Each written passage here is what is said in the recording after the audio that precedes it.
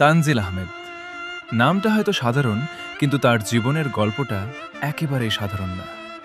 ছোট একটা মাটির ঘর, ভাঙা ছাদ আর অভাবের সংসার, এই ছিল তার পৃথিবী।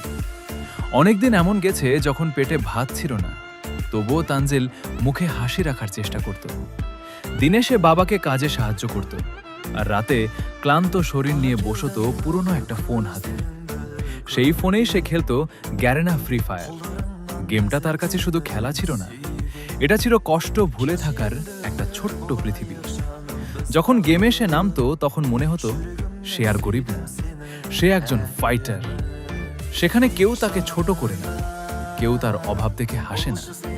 সেখানে সে নিজের সাহস আর দক্ষতা দিয়ে লড়াই করে। কিন্তু বাস্তব জীবনের লড়াইটা আরও কঠিন ছিল। ফোনের ডাটা শেষ হয়ে গেলে সে চুপচাপ আকাশের দিকে তাকিয়ে থাকত। মনে মনে বলতো, একদিন আমি পারব, একদিন আমার জীবন বদলাবে।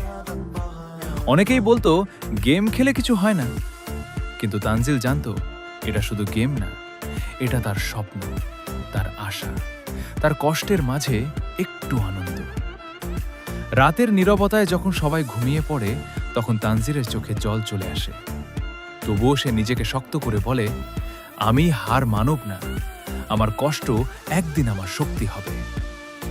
তানজিল আহমেদের গল্প শুধু দুঃখের গল্প না, এটা এক ছেলের গল্প যে হাজার কষ্টের মাঝেও স্বপ্ন দেখতে জানে।